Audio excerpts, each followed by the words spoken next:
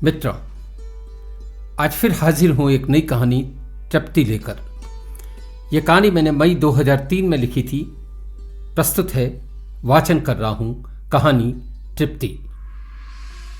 आकाश का पूर्वी छोर प्रभात की नवरश्मि से रंजित हो चुका था। कलियों ने सूर्यदेव के दर्शन हेतु घूंघट उठाए तो नव किरणों का स्पर्श पाकर उनके चेहरे पर बिखरी बूंदें कुदरत के मोतियों की तरह चमक उठी।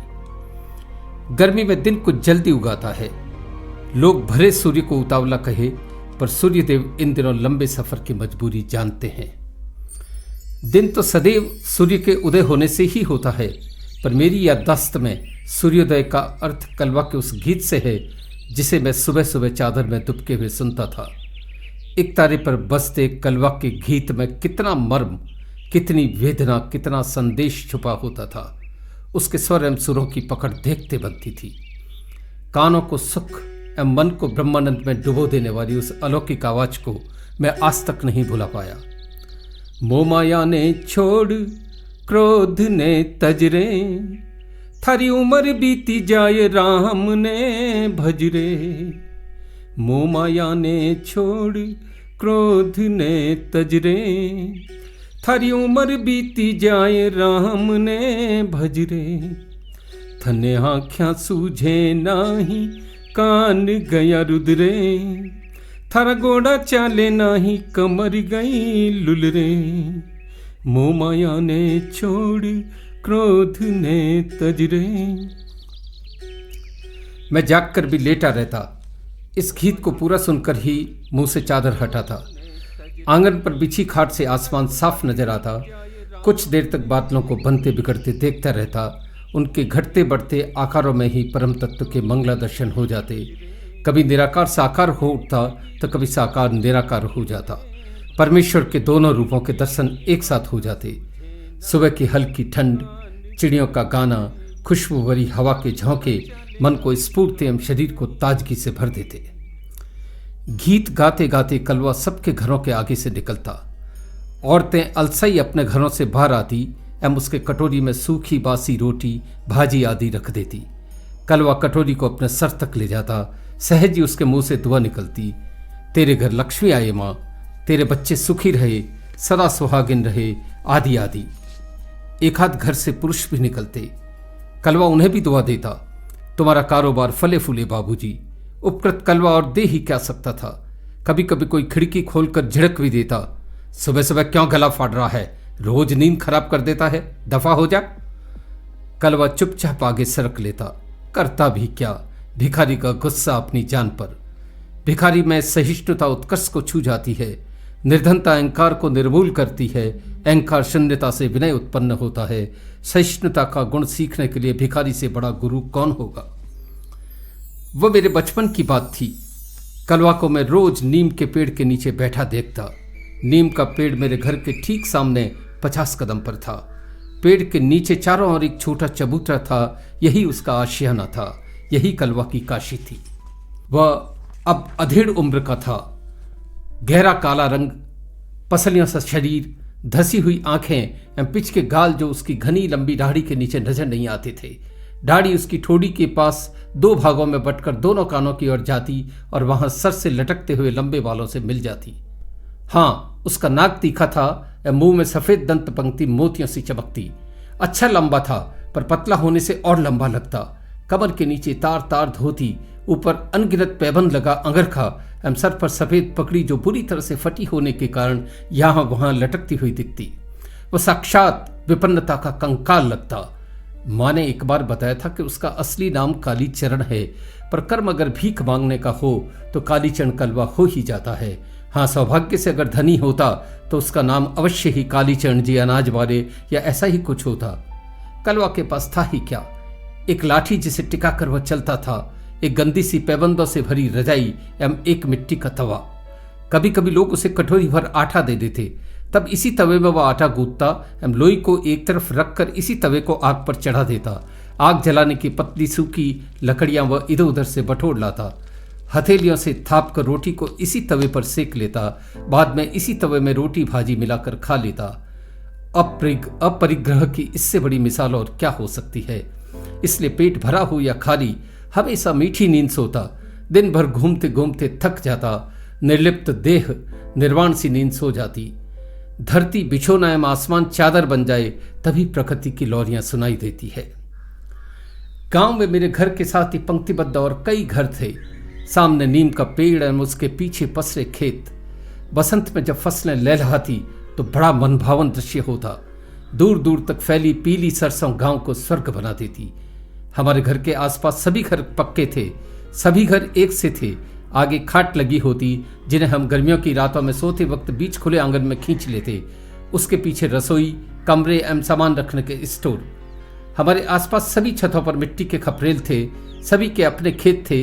गुजर बसर करने लायक फसल हो जाती थी। शहर वालों की नज़रों में हम भी गरीबी कहलाते थे, पर गांव में तो गरीबों का भी वर्ग विभाजन है।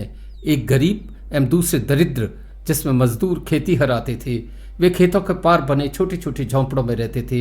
ये दरिद्र हमें धनी समझते थे।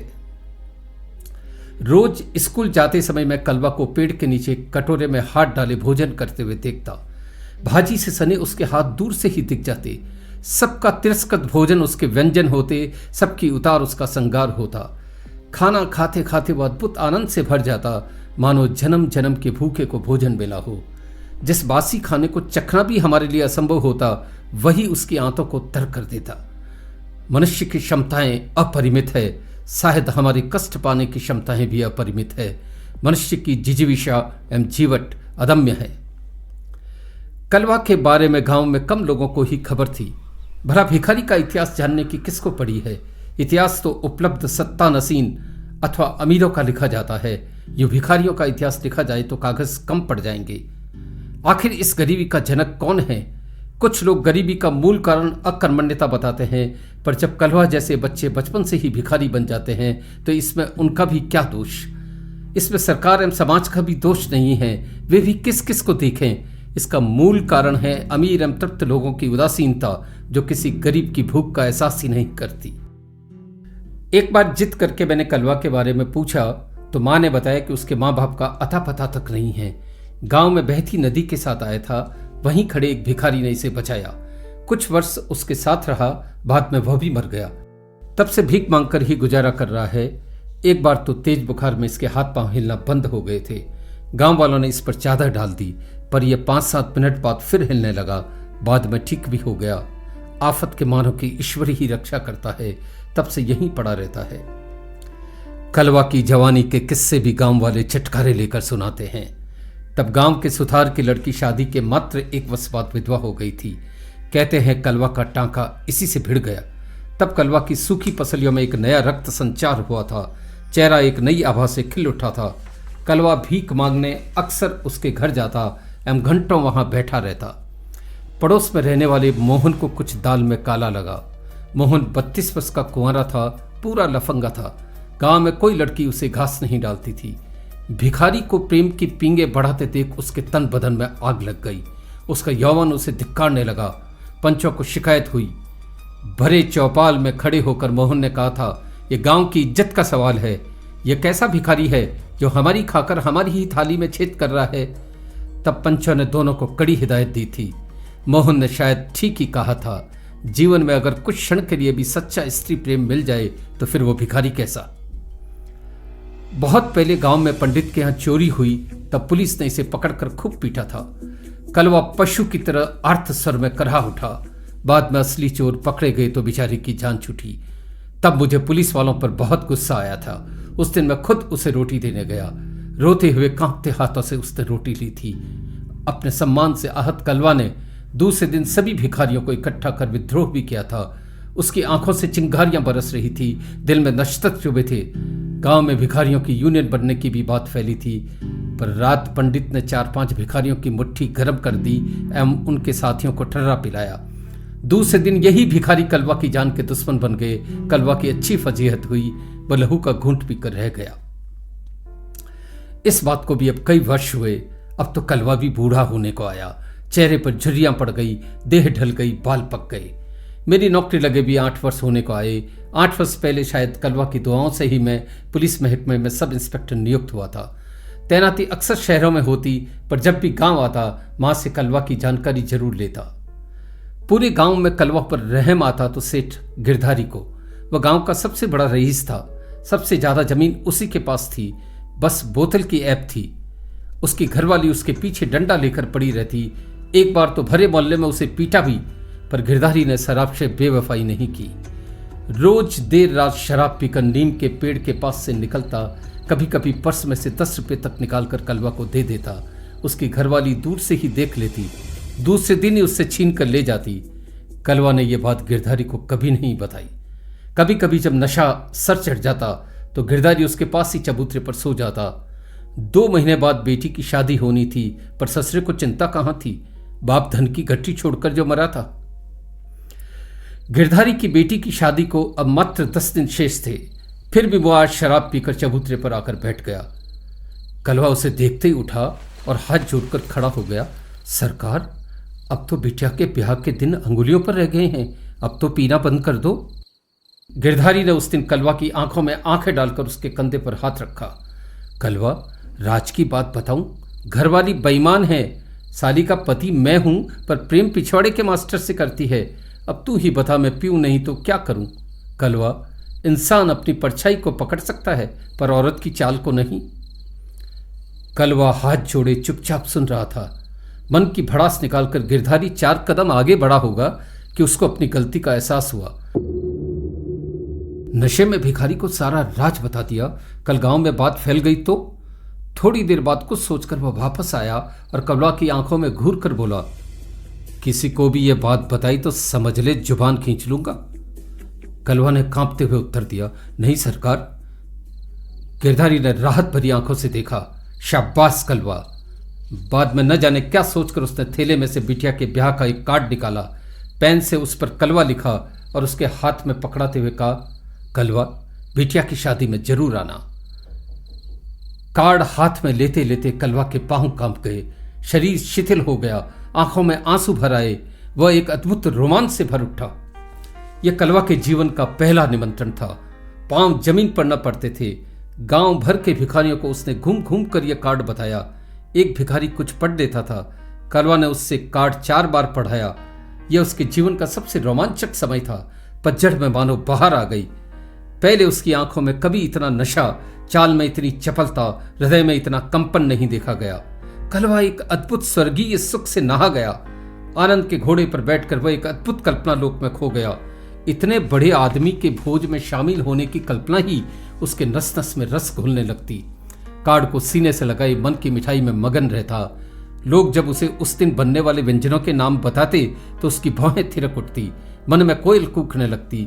अब उसे अपने कपड़ों की सुध आई, पर इसका बंदोबस्त भी उसने गांव के धोबी को 5 रुपए देकर कर लिया।